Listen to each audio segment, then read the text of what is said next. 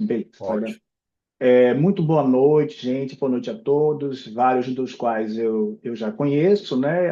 Quem nunca esteve em encontros comigo, meu nome é Eric Oliveira, eu sou procurador do trabalho, agora vai fazer 13 anos, né? Meu concurso foi em 2012. Eu fui servidor em vários órgãos, né? Ontem a ministra Adelaide falou sobre isso, sobre a quantidade de pessoas que vieram já de dentro da carreira do Poder Judiciário, uma coisa muito comum. Eu também fui técnico, fui analista, fiz concurso para oficial, então esse é um caminho muito comum. Também passa gente de fora, né? Gente que não por incrível que pareça, no meu concurso só tinham duas pessoas que não trabalhavam em tribunais trabalhistas.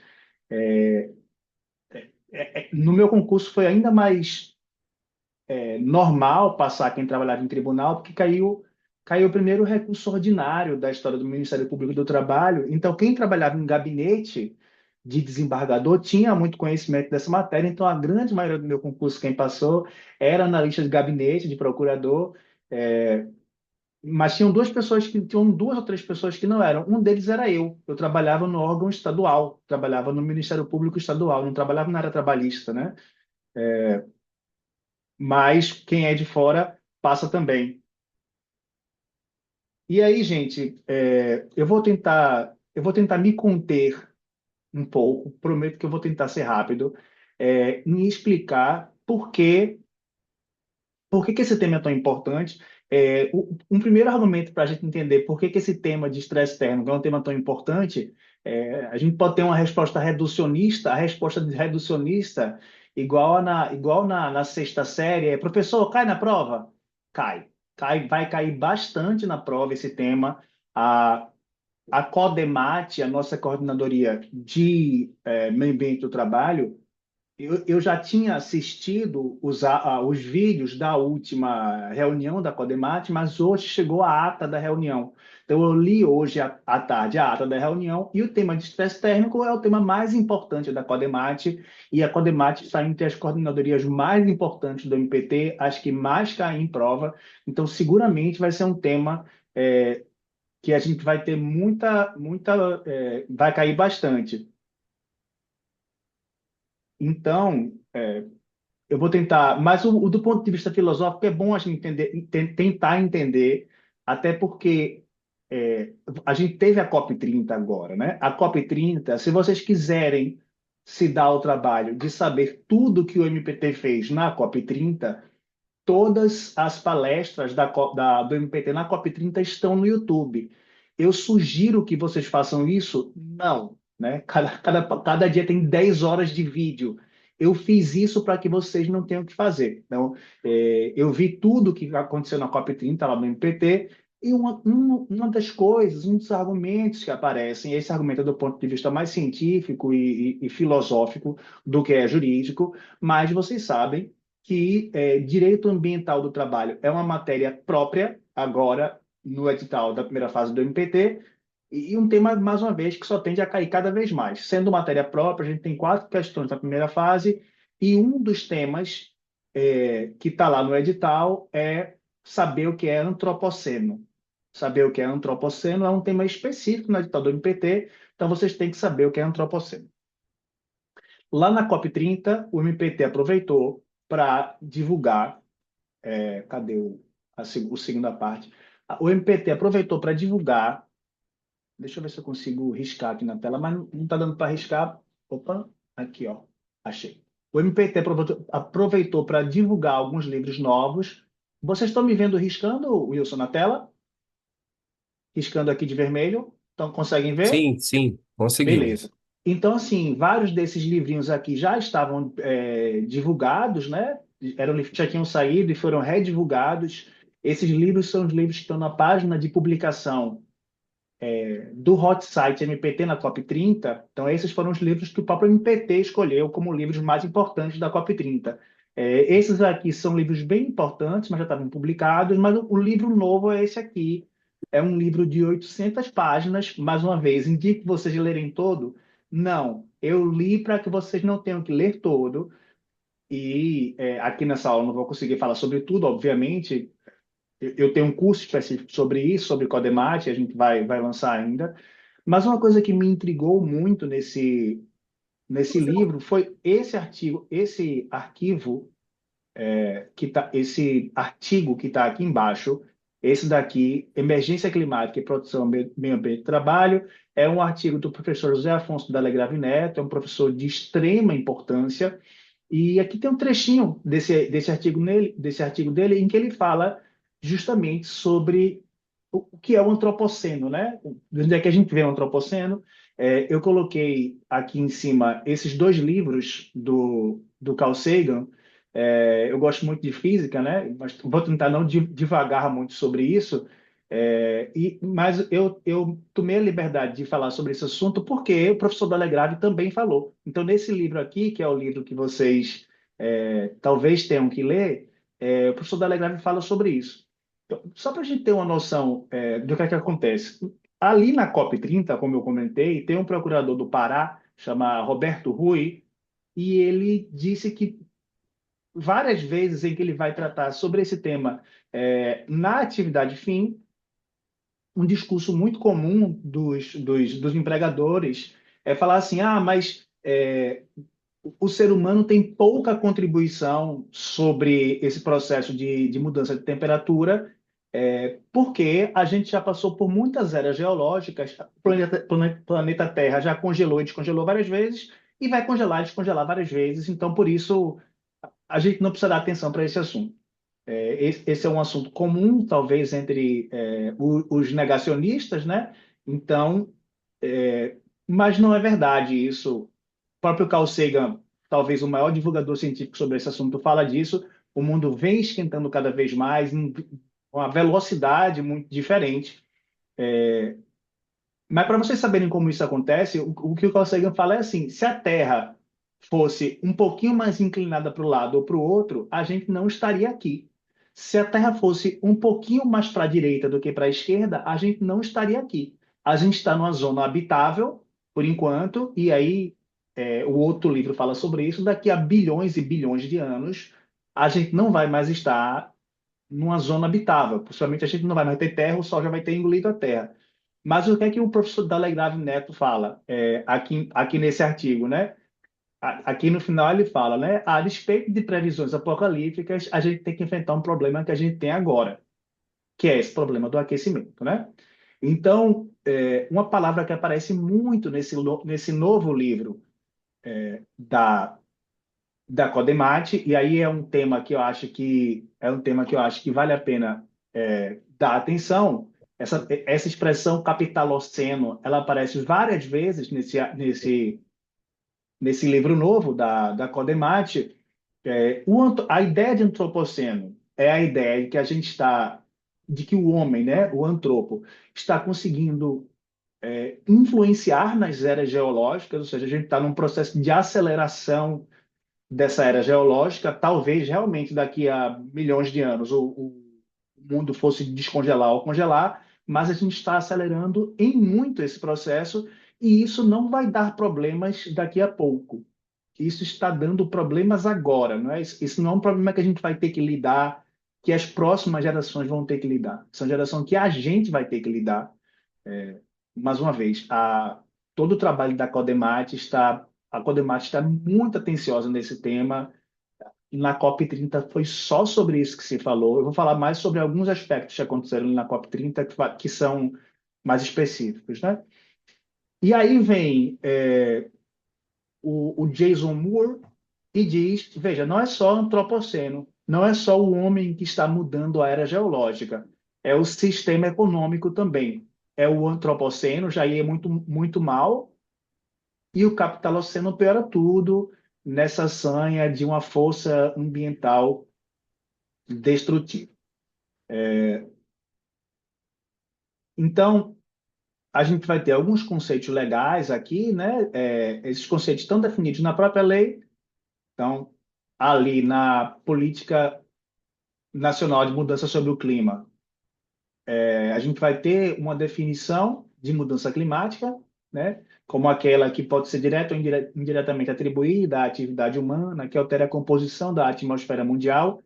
e que se some àquela provocada pela variabilidade climática natural observada ao longo dos períodos comparáveis. Então, a gente vai ter, como eu estava falando, né, uma variabilidade climática natural, a gente vai ver, mas a gente tem que fazer uma comparação para ver se a gente não está acelerando demais, né?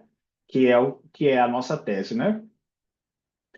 E aí, mais conceito legal, né? Efeitos adversos são mudanças no meio físico ou na biota resultantes da mudança climática, que têm efeitos deletérios significativos sobre a composição de ecossistemas naturais e manejados, sobre o funcionamento de sistemas socioeconômicos, sobre a saúde e o bem-estar humanos, né? Esse finalzinho aqui nos interessa mais, porque o tema de estresse térmico é um tema que afeta toda a humanidade, todo o mundo, todo o meio ambiente, mas a parte que nos interessa é como é que isso afeta a saúde do trabalhador, né? E estresse térmico, o conceito de estresse térmico é a alteração no funcionamento do organismo humano causado pela exposição a calor intenso, podendo representar riscos mais leves, moderados ou graves, casos em que a gente vai ter situação de emergência. O conforto térmico é o oposto do estresse térmico, né? Conforto térmico é quando não está nem frio demais, nem calor demais, você não precisa usar uma roupa a mais ou uma roupa a menos, e esse conforto térmico ele é fundamental para a saúde. Eu vou seguindo, Wilson, depois a gente passa para falar sobre as dúvidas. A gente vai ter de documentos interessantes, muito recentes agora, né? Essa opinião consultiva número 32 de 2025, falando especificamente sobre emergência climática e direitos humanos. Então, Super vejam, recente, né? isso. Vejam, eu não estou dizendo, mais uma vez, eu não estou dizendo que são problemas que a gente vai ter que lidar no futuro. São problemas que a gente vai ter que lidar hoje, né? Que o mundo está tendo que lidar hoje.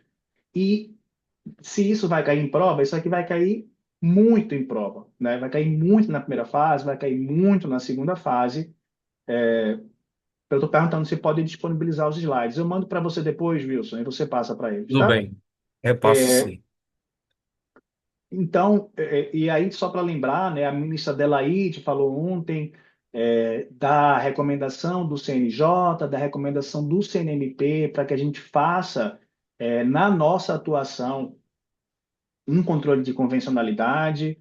A ministra até sugeriu que esse controle de convencionalidade deveria existir não só no Ministério Público e na magistratura, mas também nos próprios órgãos do Poder Legislativo, né? A ministra falou que deveria ter Sim, uma comissão sobre isso lá na CCJ, é verdade, deveria ter. E aí, quando esse tema cair em prova agora, a citação dessa opinião consultiva número 32 de 2025 vai estar como um dos itens mais importantes da prova. Se cair com questão sobre certeza. emergência climática e você não citar essa orientação, opinião consultiva 32 de 2025, muito possivelmente você vai ficar bem para trás. Também vale lembrar que no controle de convencionalidade, o controle de convencionalidade, a própria Corte IDH já falou disso, né? Controle de, o controle de convencionalidade não envolve apenas os tratados e convenções, mas também a própria jurisprudência da Corte, né? Inclusive essas opiniões consultivas. Então, é uma coisa que a gente tem que dar muita atenção, essa, essa opinião consultiva. A gente já tinha, no caso Lagos del Campo versus Peru, a gente já tinha uma ideia sobre a justiciabilidade desses direitos de segunda e terceira dimensão, mas aqui a gente tem uma decisão muito específica para a emergência climática, pensando nesse direito como um direito autônomo, né? A gente tinha uma decisão já para todo o DESCA, né? Para quem não está acostumado, os direitos econômicos, sociais, culturais e ambientais, né? Essa é a sigla, DESCA. A gente já tinha essa ideia de justiciabilidade do DESCA na decisão do Largos del Campo versus Peru, mas aqui a gente tem uma decisão específica sobre emergência climática.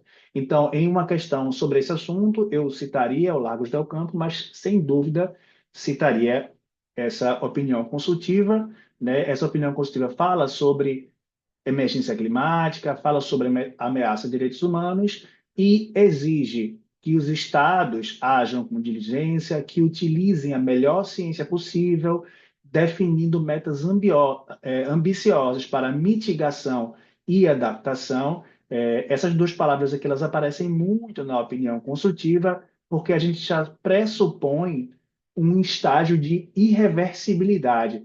Então, a gente não vai falar mais sobre a possibilidade de evitar danos. Esse navio já zarpou. A gente não tem muito o que fazer mais, a gente não tem como evitar esses danos. O que a gente tem que fazer é mitigar os danos e se adaptar a eles. E a opinião consultiva, a gente vai falar muito mais sobre isso daqui a pouco. A opinião consultiva traz esse corte relacionado aos grupos vulneráveis, né? A gente já tinha comentado sobre isso, eu já comentei sobre isso em aulas com os alunos. A própria OIT já tinha um posicionamento sobre isso. A OIT tem um relatório, acho que ele vai aparecer aqui. A OIT tem um relatório sobre isso, que é anterior a essa opinião consultiva, mas que já falava como o aquecimento ele atinge diferentemente grupos vulneráveis. A gente vai falar sobre isso mais lá embaixo. Mas aí isso voltou a aparecer aqui na opinião consultiva 32, confirmando essa ideia, né?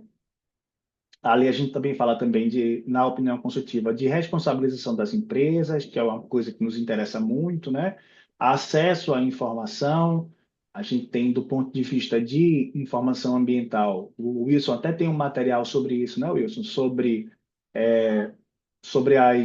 as dimensões do direito de informação, sobre transparência ativa, passiva e reativa, né? Isso é uma Isso, coisa é muito o IAC importante. 3 do STJ. Isso, que é uma coisa que a gente também tem que estar sempre bem por dentro. Deixa Aham. eu apagar aqui para a gente ir para a próxima. Foram poucos IACs elaborados pelo STJ e um desses IACs eles contempla a transparência ambiental, né? Aí tem ativa, passiva, reativa, esqueci a outra, tem que lembrar dela. E E a já caiu na palavra, prova do MPT.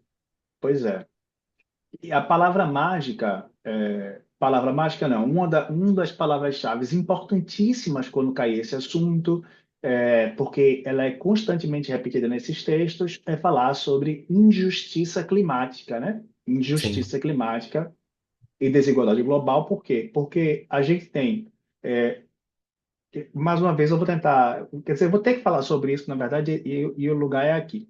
É, eu não sei se vocês compreendem muito bem, tentar não entrar muito na parte da física, mas é importante vocês entenderem o que é que está acontecendo. A gente, mais uma vez, só está aqui na Terra, essa zona só é habitável porque a gente tem um efeito estufa. Estufa, eu não sei se todo mundo sabe o que é uma estufa. É, eu até fui procurar o conceito, eu acho que ele está aqui embaixo, o conceito eu coloquei, não coloquei, mas ali embaixo tem. Estufa são lugares que eles são intencionalmente lugares fechados, que eles têm uma temperatura intencionalmente mais alta do que tem ao redor. Então, o exemplo típico de estufa que a gente usa é a estufa para plantação, né? Então, quando você tem um lugar que não é quente o suficiente, você, através de manipulação de luz e calor, você consegue fazer com que a parte de dentro daquele cubinho de vidro fique mais quente do que fora. Essa é a ideia do efeito estufa, e eu coloquei aqui essa expressão, a expressão que a gente vai ter que se acostumar cada vez mais a usar, que em português, a expressão ficou GEE, que é gases de efeito estufa, e em inglês eu achei interessante que é greenhouse gas, gases estufas, né? Greenhouse é essa ideia de uma casinha para você colocar plantas dentro. E qual é o problema dos buracos da camada de ozônio? A camada de ozônio é o que faz com que esse calor fique aqui. Quando você começa a cavar buraquinhos na camada de ozônio, esse calor começa a sair com os buraquinhos. E qual é o problema? Os grandes causadores históricos dos buracos da camada de ozônio, pela grande emissão desses gases estufas, foram o norte global. E quem mais paga por isso é o sul global, né? É por isso que a gente tem toda essa preocupação, porque a gente tem pago por isso, o sul global tem pago por isso, mas quem causou a grande maioria disso foi o norte global. Por isso que a gente tem esse contexto de injustiça climática. Essa palavra a gente não pode esquecer. Então, a gente vai ter aqui, eu vou falar mais sobre isso mais lá embaixo, tá? Mas a gente vai ter, por exemplo, entre as pessoas que mais vão sofrer, os grupos vulneráveis que mais vão sofrer, a gente vai ter trabalhadores rurais, comunidades tradicionais e povos indígenas do sul global, porque vão passar mais vezes, né, por ondas de calor extremo, secas prolongadas, eventos climáticos intensos, perda da biodiversidade, insegurança alimentar e migrações forçadas. Eu vou falar mais sobre isso lá embaixo, mas eu até comentei ali no grupo de WhatsApp. Há alguns tipos de interseções que, confesso, foram novas para mim, que apareceram lá na COP30, e que depois de pesquisar, eu acho que é um tema que vai aparecer cada vez mais na prova. O MPT não começou a atuar nisso ainda, mas está ali no horizonte, porque, mais uma vez, apareceu muitas vezes na COP30, se falou sobre esse assunto. Então, por exemplo, a gente vai ter a COP30, você sabe, aconteceu em Belém, né? Então, a gente teve um corte regional ali bem interessante, por exemplo, dos pescadores, das pessoas que vivem da Amazônia, né? Dos pescadores ribeirinhos da Amazônia. E veja como isso vai afetar bastante os pescadores. Se a gente tiver uma exploração excessiva, por exemplo, do garimpo através da utilização de mercúrio, a gente vai ter uma grande mortalidade dos peixes ali daquele rio e dos seus afluentes. A doutora Sirlene, a doutora Sirlene Zimmermann, que é a coordenadora nacional da CODEMAT, e a pessoa que fala em nome do Ministério Público hoje no tema de meio ambiente do trabalho, ela disse: é importante a gente ficar de olho nisso. O que é que esses pescadores vão pescar? Porque não é porque a gente tem pena deles, é porque aquilo é o trabalho deles. E se for trabalho, interessa ao Ministério Público e interessa à magistratura trabalhista. Então, esse é um tema que a gente tem que ficar de olho. Essas interseccionalidades, por exemplo, dos pescadores, a gente vai falar mais sobre isso daqui a pouco, mas a interseccionalidade dos pescadores é uma coisa importantíssima nesse quesito das comunidades tradicionais. A gente teve muitas representações indígenas na COP30, indo explicar o que é que está acontecendo com essas comunidades por conta do capitaloceno, para usar a expressão que a gente viu. Então, a gente tem vários meio-ambientes ali das comunidades tradicionais que estão sendo destruídos, e isso implica em menos alimentação, as plantas que davam naquele lugar já não estão dando mais. Todos esses são temas que mexem com a atuação do Ministério Público. Migrações forçadas, a gente tem bastante também. Não vou poder aprofundar muito aqui, mas assim, é um tema que também tem tido muita atenção no Ministério Público do Trabalho. Em uma outra aula já comentei sobre isso também, sobre as espécies de migrações forçadas, vou falar mais sobre a ecoansiedade, ansiedade climática, são todos temas que a gente vai ter que ver com mais profundidade. Mas eu vou deixar para falar então sobre ecoansiedade, eu acho que é o próximo slide aqui. Deixa eu passar por debaixo, então. Aqui a gente tem mais algumas normas, que são normas que a gente tem que citar, né? Tem tudo a ver com aquilo que eu estava falando, né? Sobre gases de efeito estufa e tal. Então a gente tem dois desses acordos de descarbonização, o Acordo de Paris, que ele está associado a essa convenção, que é a UFCCC, que é a mais importante de todas, né? Essa convenção. A gente tem também nesse contexto o Acordo de Cancún, estou procurando aqui na página, não sei se está aqui, que também é uma outra menção importante. O Acordo de Cancún foi uma renovação desse desejo, né, da comunidade internacional de diminuir a emissão de gases de efeito estufa. Aí, lá em Cancún, a gente teve essa nova meta, né? E uma coisa que a ONU, a COP30 tem falado muito é essa ideia de novas matizes energéticas, inclusive da fusão nuclear. Essa matriz energética é uma matriz citada pela própria ONU, pela própria COP30, fontes renováveis também. É, uma coisa muito importante, também aparece na COP30, aparece na ONU. A gente quer a transição para uma economia verde através de empregos verdes. E aí, a economia verde é uma economia. A gente pode pensar do ponto de vista de ambiente natural, então, uma economia, uma transição para uma economia verde e um emprego verde são aqueles que dê conforto para o trabalhador. Então, um emprego verde, ele tem que ser um emprego que seja confortável, então o trabalhador não vai trabalhar em temperaturas muito extremas, e tem que ser um emprego verde também para o meio ambiente, né? Tem que ser um emprego que ele não piore a situação do mundo. Mas uma coisa que ficou clara na COP30 é que essa transição para uma economia verde e para um emprego verde não necessariamente acompanha um emprego decente. Às vezes alguém pode trabalhar no emprego verde, ele pode trabalhar, por exemplo, com reciclagem, que é uma ideia de coisa de emprego verde, mas não ter o cuidado que se deve ter em relação à saúde e segurança, né? Então, o emprego verde ele tem que vir acompanhado de um trabalho decente.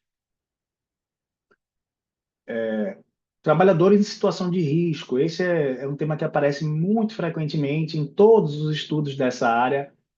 Então, a gente vai ter diversas profissões, né? Diversos ramos de atuação.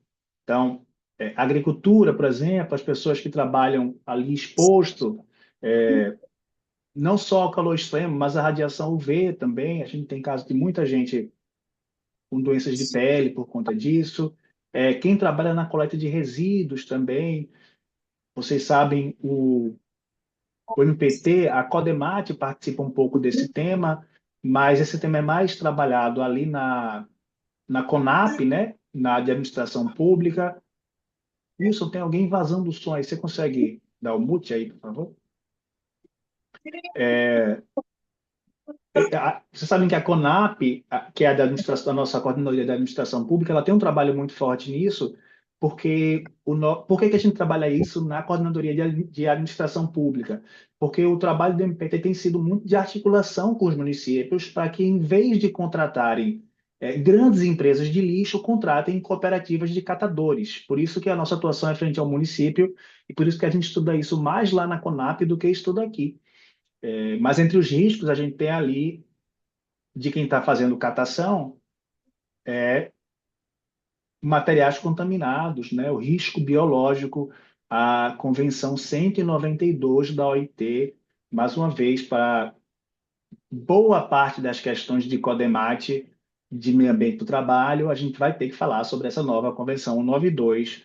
Eu acho que também é um dos temas do momento, não só nesse tema, mas em todo mundo que trabalhe com risco biológico. Então, você pensa o pessoal do frigorífico, por exemplo, que pode levar uma doença, uma brucelose para casa.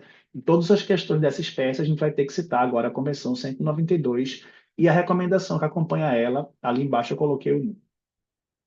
Quem trabalha na defesa civil, por exemplo, vai ter que ter muito mais atenção, né? Essas pessoas que trabalham com condições ambientais extremas, com desastres, o bombeiro, por exemplo, o pessoal que trabalha em construção civil, porque trabalha em céu aberto, também tem que ter muita atenção. Quem trabalha em manutenção de redes, né? Então, esse pessoal que trabalha pendurado tem que tomar muito cuidado. Eu coloquei aqui neuroacompanhamento, porque também foi uma citação que fizeram lá na COP30. Me parece que na China já tem gente que trabalha com. E aí tem um outro tema que a gente tem que avançar, que é sobre a utilização de dados pessoais, né, de dados protegidos, mas na China já tem gente trabalhando. Quem trabalha em altura já trabalha com um capacete, com um medidor neurológico, para saber se aquela pessoa está passando mal, se ela passar mal, já tem que descer. Quem trabalha com transporte e logística também, passa muito tempo ali na estrada, né? E deixa eu apagar aqui para a gente passar para o próximo.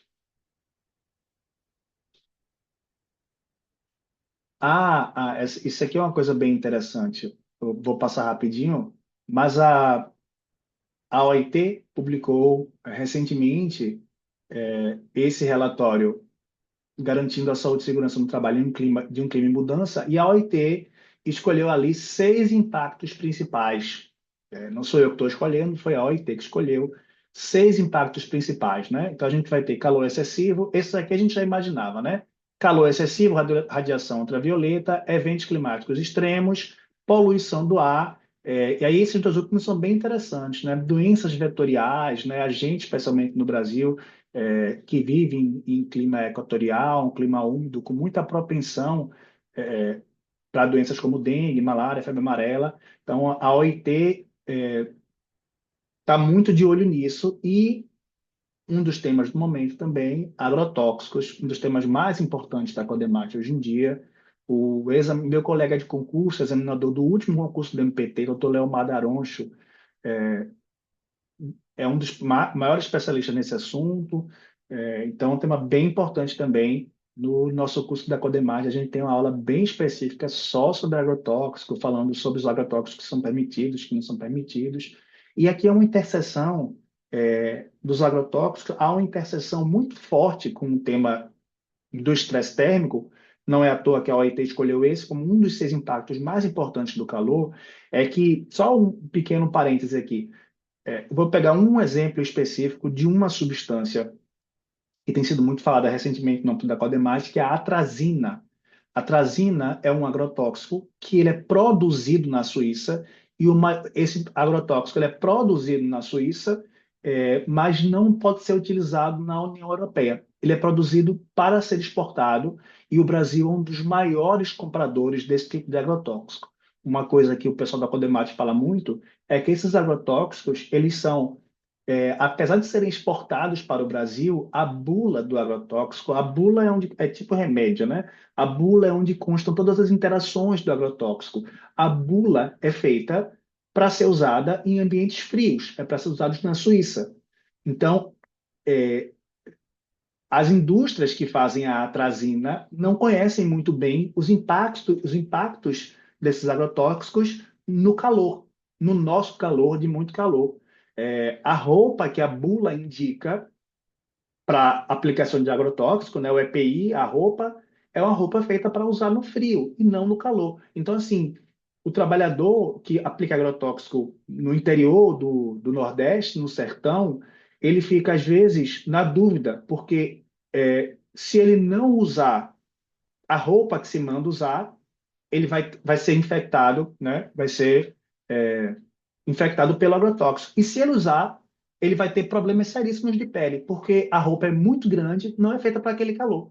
Então ele sai cheio de assadura no corpo, sai todo machucado, porque tem que usar essa substância que não foi feita para aquela temperatura. E aí uma coisa que o Guilherme Guimarães Feliciano fala é que as normas de segurança e saúde do trabalho não têm conseguido evoluir a tempo para todos esses novos riscos no ambiente do trabalho. Aqui eu vou deixar de ler, mas eu vou mandar esse material, porque senão a gente não vai chegar nem na metade do assunto. É, Essas normas, né, são normas internacionais que têm que constar em qualquer questão de meio ambiente do trabalho, vale a pena. Essas convenções aqui também não foram convenções escolhidas por mim, essas convenções estão lá no material do relatório da OIT, posso mandar para vocês também depois, é um relatório relativamente curto, dá para ler. Então, a gente vai ter a Convenção 185, ou 155, naturalmente, né, que é a principal convenção sobre saúde e segurança do trabalho. A 161, que trata dos serviços de saúde do trabalho, que aqui no Brasil são os SESMITs, né? A 174, que fala de acidente industrial ampliado. A gente tem aqui mais uma interseção de dois temas, né? Tanto de estresse térmico, porque um dos maiores acidentes, talvez entre os maiores acidentes ampliados da história, foi o acidente de Bhopal, né, que foi justamente um vazamento de substâncias nocivas. As convenções 184, que fala de trabalho na agricultura, e 187, que é a segunda convenção fundamental.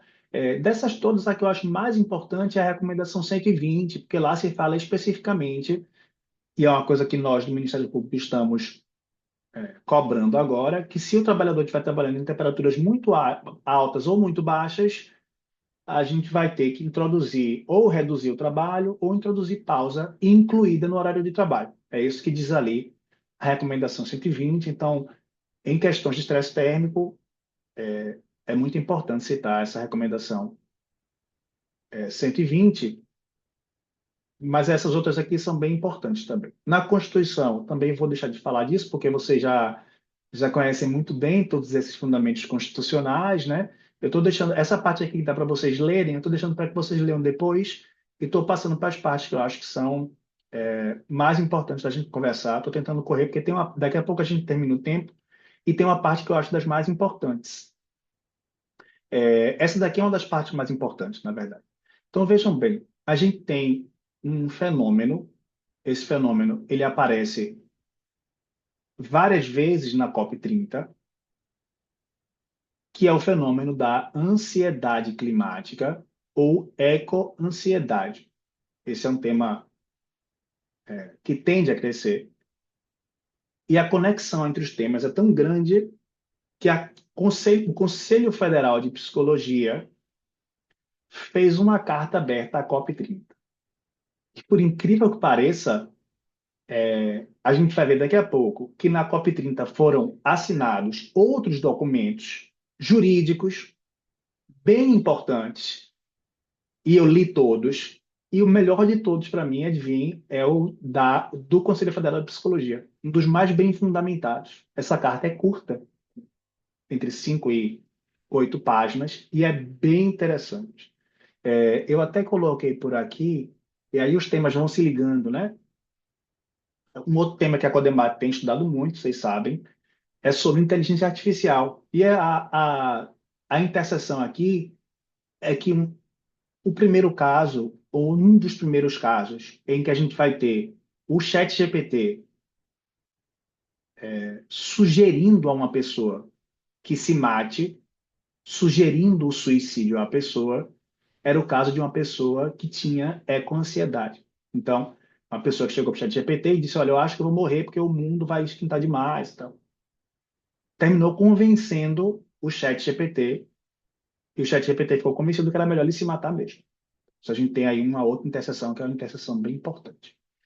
E aí uma outra coisa que apareceu lá, esse é o tema que eu disse que eu acho que vai logo, logo vai ganhar a atenção do MPT, é, são essas duas doenças. Síndrome da turbina eólica e doença vibroacústica. Esses são temas que eu prevejo que vão aparecer cada vez mais. Ali na COP30, a gente teve vários ramos, a gente recebeu lá no stand do MPT, a gente recebeu gente de todos os órgãos que vocês puderem imaginar, mas muitos promotores do meio ambiente, e muitos deles falando sobre esse assunto, especialmente promotores do Nordeste, né? No Nordeste, a gente tem muitos parques eólicos, grandes turbinas. Tem no Ceará, tem no Rio Grande do Norte, tem em Pernambuco, tem na Bahia. E o que uma das promotoras falava era que essas grandes turbinas, elas geravam um pó branco. E esse pó, a gente não tem muita ideia do que é que seja ainda. E nem de como isso vai impactar a saúde das pessoas. É um tema bem importante. Esse tema da síndrome da turbina eólica e da doença vibroacústica, eles aparecem na carta do Conselho Federal de Psicologia, mas eles não são doenças catalogadas ainda. Eles são doenças, não tem CID ainda, não tem Código Internacional de Doença, mas a Fundacentro está estudando esse tema com profundidade. Logo, logo a gente vai ter manuais sobre esse tema. E a doença vibroacústica tem a ver com a mudança acústica e as vibrações causadas por essas turbinas perto das pessoas. Então, esses temas aí são temas que eu reputo dos mais importantes nesse momento e que vão aparecer cada vez mais no nosso discurso. E aí, assim, do ponto de vista normativo, esse quadrinho aqui é o quadrinho que traz as normas mais importantes para o MPT atuar hoje, em face do estresse técnico. A gente não tem uma normatização específica sobre isso, né? Mas o que a gente tem na NR1 e tem 15432, que o empregador deve identificar os perigos, abordando os perigos externos previsíveis relacionados ao trabalho que possam afetar saúde e segurança do trabalho. Então, na verdade, esse são os principais fundamentos para a atuação do Ministério Público do Trabalho hoje. O 1.5.6, a organização deve estabelecer e implementar procedimentos em cenários de emergência. Então, assim, se a gente tiver uma grande onda de calor, se a gente tiver uma grande emergência, quer dizer, as empresas que estão no Paraná, como a gente teve esse evento muito triste agora, será que as empresas que estão no Rio Grande do Sul, que passou por enchentes, será que elas não têm que ter já um planejamento para isso? Ou a gente vai deixar para lidar com isso quando o problema acontecer? Porque esses são problemas que talvez a gente não pensasse há 30 anos atrás, mas agora eles estão na pauta do dia. Então a gente tem que ter essa preparação com medidas necessárias para cenários de emergências de grande magnitude. Ali na NR17, que fala sobre ergonomia, né? A gente também fala que nos ambientes internos, onde são executadas atividades que exigem manutenção e atenção constante, deve haver medidas de conforto acústico e de conforto térmico. 17842 também, a organização deve controlar temperatura para que fique ali sempre entre 18 e 25. Outra coisa que tem chegado muito, isso já na minha atuação finalística, né? Ou seja, isso não mais uma vez, como eu falei, isso não é um problema que vai acontecer, isso é um problema que já vem acontecendo. Então, eu tenho mais de uma denúncia, eu tenho mais de uma investigação de pessoas que eu não consigo trabalhar. E, por incrível que pareça, vejam que interessante, várias dessas denúncias não vindo dos trabalhadores. Então, você tem essas grandes redes de supermercado que tem na sua cidade, esses supermercados gigantes de atacado, né? Eu não preciso falar o nome deles, vocês conhecem. Os grandes mercados hoje do Brasil, supermercados hoje do Brasil, o cliente vai lá e fala, eu não, o cliente denuncia, ele fala, eu não sei como é que os trabalhadores conseguem ficar naquela temperatura. Sempre que eu vou lá, o ar-condicionado está quebrado. E às vezes nem está quebrado esse ar-condicionado. Às vezes ele não é suficiente para dar conta do nível de calor que está dentro daqueles lugares. Então, e vejam, minha lotação, eu não falei no começo, minha lotação é Juazeiro da Bahia. Petrolina e Juazeiro são lugares sabidamente quentes. E nessa época do ano, muito mais quentes ainda.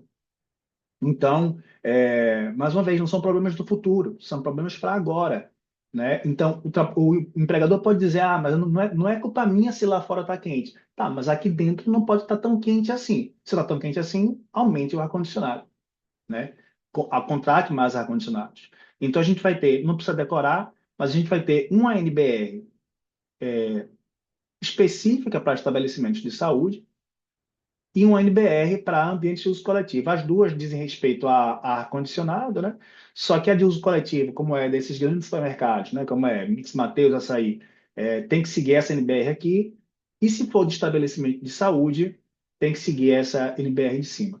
A Lei 13.559 de 2018 fala sobre esse PMOC. Esse plano é um plano que tende aparecer cada vez mais nas minhas investigações, no meu dia a dia do MPT. Ele já aparece muito. E eu coloquei uma curiosidade aqui também, mas essa curiosidade aqui ela vale mais para os estabelecimentos de saúde, né, do que vale para outros. É, eu falo isso porque eu também tenho muitas investigações sobre sistemas de climatização em estabelecimentos de saúde. Esses são bem mais preocupantes, porque além do calor, a gente vai ter aquela questão que eu falei ali da Convenção 192 da OIT, a gente vai ter uma transmissão de vetores de riscos biológicos. Esse caso aqui foi um caso que ficou celebrizado. A, a varíola, vocês sabem que a varíola foi uma das doenças que mais matou na história do mundo, né? A síndrome da varíola foi um vírus que matava muita gente. E aí a gente começou uma campanha de vacinação e conseguiu praticamente erradicar a varíola. As últimas pessoas que estavam doentes de varíola estavam no hospital. Entre elas não estava a Janet Parker. Janet Parker era fotógrafa, estava fazendo fotos, eu acho, de um parto, de um nascimento de uma criança, numa outra sala bem longe daquela. Mas a varíola foi pelos dutos do ar-condicionado e Janet Parker foi é, contaminada, foi a última pessoa a se ter registro de morte por varíola no mundo. Então vejam como é importante num sistema num hospital, como é importante a gente ter cuidado com esse PMOC, né? PMOC, como eu estou dizendo, vai ser uma coisa também, um dos planos que vai estar cada vez mais frequente na nossa educação. Um dos pontos que opa, um dos pontos que a doutora Sirlene, a coordenadora nacional da CODEMAT, mais luta, vocês vão ver que ela tem uma atuação muito forte nesse assunto, é sobre educação ambiental na escola. Esse tema também apareceu na COP30, a gente teve uma palestra só sobre isso, recebeu crianças do interior do Pará, falando sobre sua experiência. Então, na educação ambiental também tem a educação contra o bullying.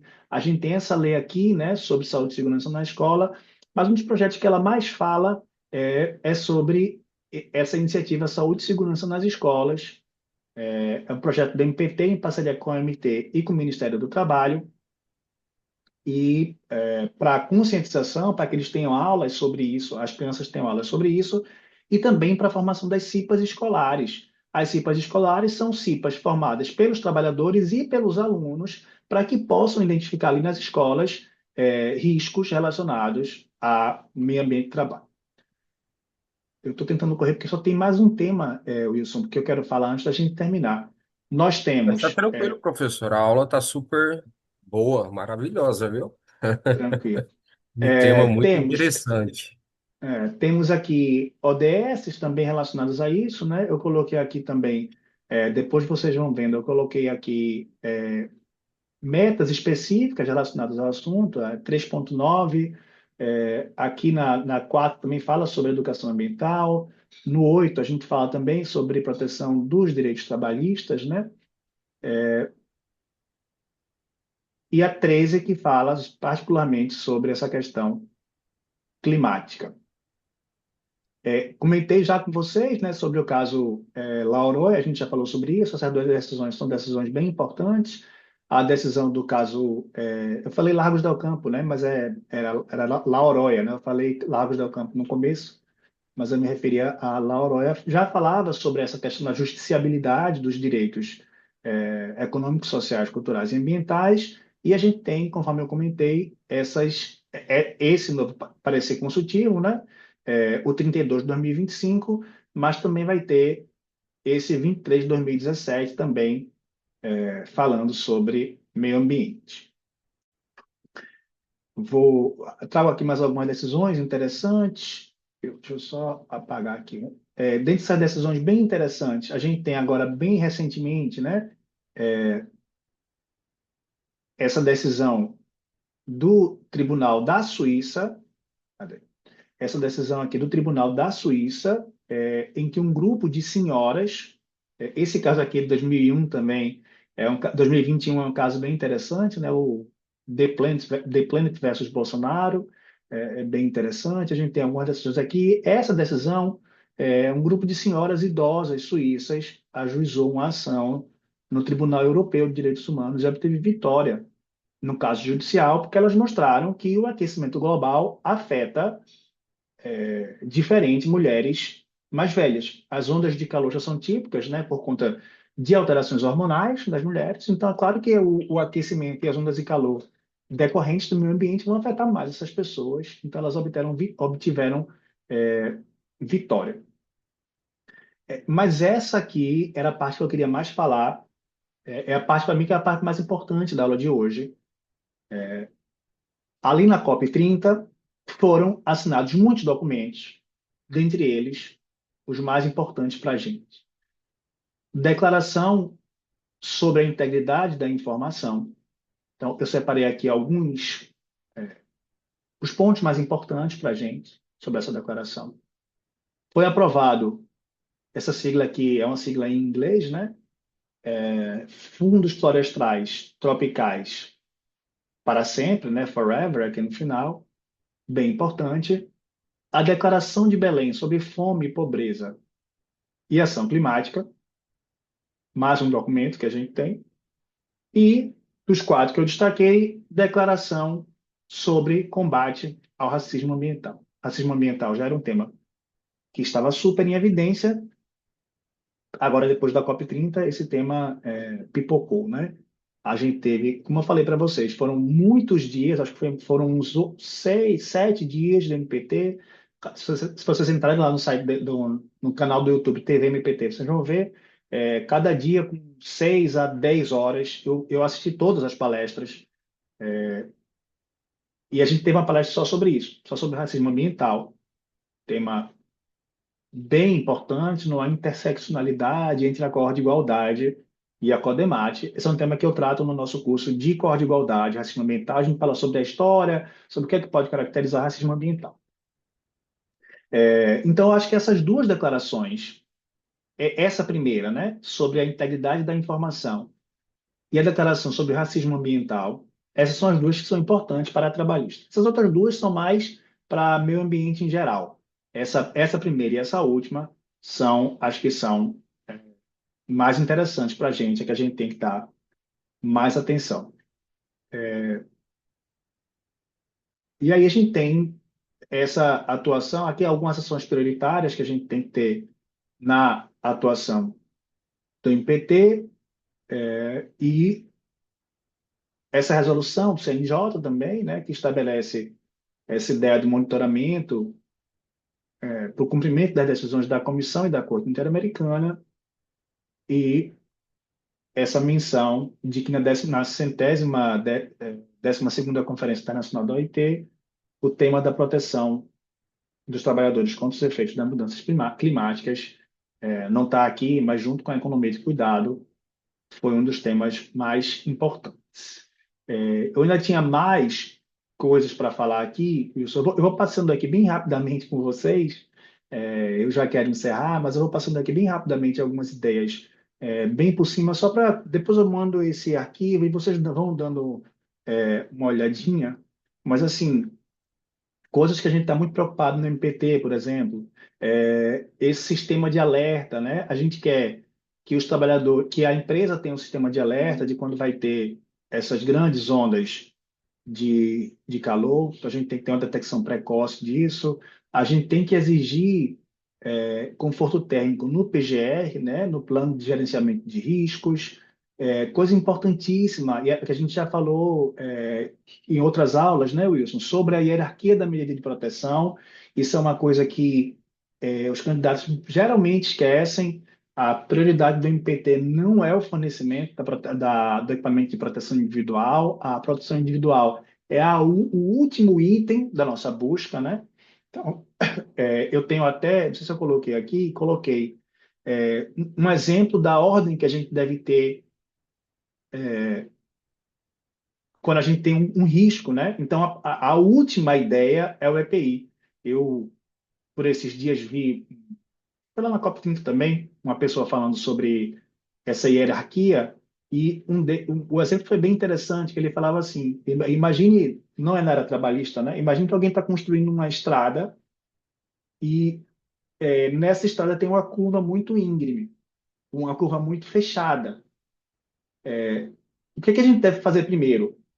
Pensar primeiro, dar um capacete para cada pessoa que vai para lá e falar, ó, toma aqui esse capacete, vai lá, você pode se acidentar, mas vai lá que você está com capacete, se acidentar, essa não é a primeira ideia, né? A primeira ideia é a gente resolver, tentar fazer uma curva menos fechada. Então a gente vai ter ali, né? Nesse caso da agricultura, primeiro a gente pode tentar mecanizar a colheita para que as pessoas não fiquem expostas ao sol. Se não tiver proteção coletiva, barraca para as pessoas trabalharem embaixo da barraca, com um caminhão com água gelada. Depois, medidas administrativas, então, trabalhar em jornada reduzida, pausa de 15 minutos a cada hora. Se nada disso der certo, aí fornece, sim, roupas adequadas e o chapéu. Já falei sobre a recomendação 120. Uma coisa que a MPT tem lutado muito é que essas pausas, elas sejam feitas num lugar legal, num lugar com conforto térmico, o ideal é que tenha toldo, que tenha climatização, que tenha fornecimento de água potável em grande volume, um bom dimensionamento dessas equipes de emergência, né, para que quando tem emergência não falte gente para trabalhar, essa questão da manutenção dos ar-condicionados, a gente falou também, do PMOC, capacitação dos trabalhadores em relação a esse tema. Eu estou só querendo falar um pouquinho sobre as interseccionalidades, eu acho que tem mais aqui no final um pouquinho. Esse é um tema muito interessante, que já chegou no MPT, chega no MPT com muita frequência, na verdade. As pessoas que trabalham em ambiente aberto serem pagas por tarefa, né? Então, você estimula a pessoa a trabalhar mais. O exemplo típico são os cortadores de cana, né? E o cara fica ali sem saber se ou estraga a própria saúde ou vai ganhar um salário irrisório. Então ele prefere estragar a própria saúde do que voltar para casa sem nada, sem ter como alimentar sua família. Então o MPT vê com bastante ressalva esse pagamento por peça, por tarefa nessas atividades. Ali na Convenção 155, a gente vai ter essa possibilidade da greve ambiental, né? Essa possibilidade da gente, o trabalhador, por motivos razoáveis, parar de trabalhar, por enxergar ali risco grave e iminente à sua própria saúde. Sistemas de alerta, plano de contingência, participação do trabalhador é uma coisa que a Codemate bate o tempo todo, não dá para a gente fazer os nossos planos, nossos PGR sem ouvir o trabalhador tem que dizer quais são os riscos, a gente tem que valorizar o saber operário, tem que ouvir o trabalhador para fazer essa análise de riscos, ver quais são os problemas que ele tem, monitoramento contínuo, essa questão sobre empregos verdes a gente já comentou. É, eu não tive tempo de falar aqui, mas assim, mais uma vez, só para lembrar, o relatório da OIT fala em diversos grupos que são mais afetados, são muitos, eles falam. Então a gente vai ter ali, que eu lembro, né, vai ter os jovens, né, porque pela inexperiência eles não sabem muito bem como lidar com aquela situação, os mais idosos que têm sobrecarga cardiovascular, os migrantes, pelo não conhecimento da língua, então tendem também a sofrer mais. Pessoas com deficiência tendem a sofrer mais. Também não está aqui, mas assim, quem trabalha em ambientes que já são naturalmente quentes, né? Então, quem trabalha em padaria, quem trabalha em restaurante, tende a sofrer mais. A OIT fala de um perigo ainda maior para quem trabalha. Eu não sei se alguém por aqui se algum de vocês coloquem aí no chat, por favor. Agora me fugiu o nome. Tem um nome específico para o lugar em que se armazena as munições do Exército. Quem sabe o nome desse lugar? Tem um lugar para isso. A OIT fala desse lugar como esse lugar é mais perigoso ainda, porque se explode, você imagina, se explode um lugar de munição, explode tudo. Então, são todas preocupações que a OIT tem. Paiol, isso aí, Alex Mourão, é isso, Paiol, era essa palavra que eu queria falar. Paiol é o lugar onde constam as munições. Então, esses lugares são muito mais perigosos. Eu, para quem já conhece, a gente tem um curso com todos esses temas de maneira aprofundada, a gente tem uma aula ainda mais profunda do que essa, só sobre estresse térmico. Lá no curso da Codemate, a gente está fazendo os cursos de coordenadorias com encontros semanais. Atualmente, a gente está no curso da CONAET, a gente pode entrar, é possível entrar nesse curso a qualquer momento. Algumas aulas já foram gravadas, outras ainda vão ser gravadas com nossos encontros ao vivo. E eu acho que é isso, Wilson. Eu queria abrir tempo para as pessoas perguntarem e, em não havendo perguntas, Wilson, a gente pode proceder para o sorteio, né? Você está sem áudio, Wilson. Alguém tem alguma pergunta no chat aqui? Não tiveram perguntas, só verificar aqui. Mas Com ansiedade. Você falou também do programa Selo Verde, né? sim, professor, teve uma pergunta de uma aluna não, de uma participante do grupo. Ela queria saber por onde estudar meio ambiente do trabalho, Mate. É, Aí eu falei é, assim, até mencionei você, acho que você estava ocupado, não respondeu, mas agora te é, passo a pergunta. é, a, a- então, o que me parece. É que hoje em dia, todo o estudo das coordenadorias do MPT, ele ainda está muito rarefeito, ele está muito espalhado. Então, assim, a melhor forma de você saber tudo que tem que saber sobre o meio ambiente de trabalho, pelo menos para o MPT, e possivelmente para fora do MPT também, é ler tudo que está lá no site da Codemate. O site da Codemate tem diversos manuais, os materiais são da maior qualidade possível. Mas, mais uma vez, só o livro de estresse térmico tem 800 páginas. Só de estresse térmico tem pelo menos 1.000 para 1.500 páginas. Para quem está estudando para concurso, eu não sei se essa é a melhor saída nesse momento, né? Então, a ideia é pegar algum material que condense isso. Eu não vou saber indicar algo, salvo o meu próprio curso da Codemate, que vai estar chegando logo mais. Vai parecer muito alto ou merchan aqui, mas o ideal é isso. O ideal é procurar algum material mais condensado. Quando terminar o curso da Conaet, acho que vai passar para o próximo. Há uma atuação estrutural que pode ser citada como exemplo. Alguém perguntou, Alex, não, não, esse é um tema novo para a gente. Então, a gente tem poucas atuações na prática ainda, sabe? O que eu percebo é assim, algumas investigações, essas investigações sobre trabalhadores desmaiando no meio do ambiente de trabalho, elas não são novas para a gente. Elas já existem há algum tempo. O que vai acontecer é que eu acho que a gente, eu, por exemplo, nos meus procedimentos, eu vou começar a enxergar isso de outra forma. Porque eu não fazia essa associação, né? E agora é uma associação que a gente vai ter que fazer. Mas eu acho que a gente não tem exemplos de atuações estruturais grandes, não. Como eu estou falando, hoje saiu a ata da reunião, da última reunião ordinária da Codemate, e a gente não tem nenhuma citação de nenhum grande exemplo nesse ponto ainda não. Ainda teremos, mas por enquanto não. Wilson, então, Mais em nove... perguntas? Ninguém mais, se né? vocês quiserem, enquanto o Wilson faz esse sorteio aí, se vocês tiverem com dúvidas ainda, quiserem perguntar, Sim, também tem o grupo lá também, né? As isso. pessoas podem direcionar as perguntas lá também, que a gente vai respondendo, né? Aos poucos também. E Enquanto eu isso, mando, e eu mando os slides. isso. Maravilhoso esses slides, hein, professor? Não sei porque, assim, é novidade essa temática, né? É tudo Mas, novo, assim, né?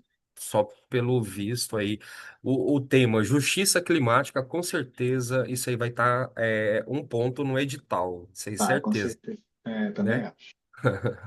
Isso é fato. Vamos lá. Aqui nós tivemos aqui, ó, no grupo, acho que 70 pessoas que colocaram nomes, foram 70 pessoas. Vamos lá. A gente vai Sorteador. ter duas É três? bolsas de 90% para a segunda fase e uma de 80% para a Isso. primeira fase, não é isso? Aham. Então você vai sortear qual agora? Vamos sortear as duas primeiras de 90% do curso da Conaet, né? Da Conect. É o curso da É, Conaet, né, professor? isso mesmo, é Confirma o aí. curso da Conect. Isso, É, curso da né? Conect. Vamos lá. Sortear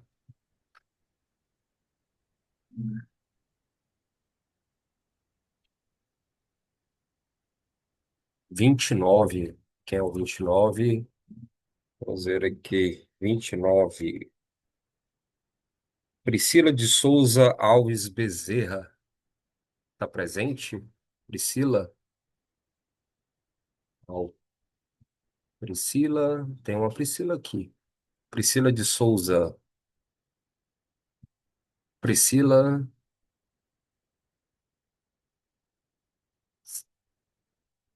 Será que. Priscila é você? Alves de Souza? Provavelmente não seja, né? Vamos sortear outro número.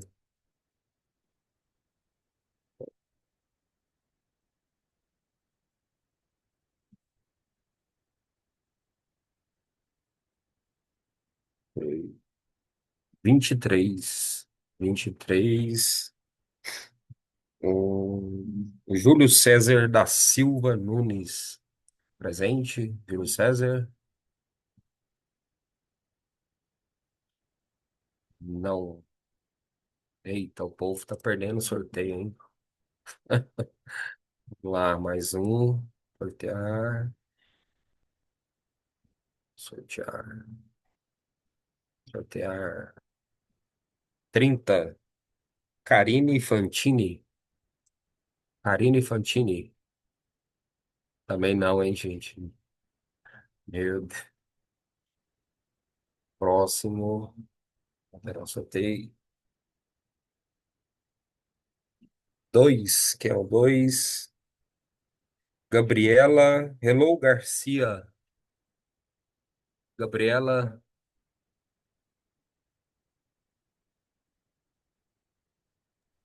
A Gabriela tá aqui, já falou aqui no negócio. Aqui? Ganhou Tá então aqui, o tá aí no curso. chat. Entre em Aí, contato Gabriela, comigo, com o isso. Eric. Ótimo. Curso da Agora vamos Conaed. para. Próximo. Próximo. Vamos lá. Alterar Vamos dar sorteio. um segundo. Sortear. Vamos lá. 45. 45.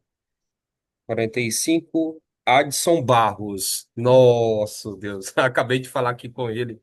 Não tá aqui? Não. Rapaz. Nossa, ele é meu amigo. Alterar sorteio. Vamos lá, mais um. 46. Steph Mus. Steph Mus. Acho que ela tá aqui, hein? Steph. Tá aqui. Stephanie tá aí? Parabéns, Olha Stephanie. só, hein? Parabéns, hein? Vamos Agora vamos torcer. para a Agora é o bolsa de. sorteio da bolsa de 80% do curso de primeira fase do MPT e da magistratura, hein, galera? Torçam aí. Vamos lá. Alterar o sorteador. Sortear. Rapaz. Número um. Eu sou o número um, mas eu já faço o curso, então vamos pular. De novo.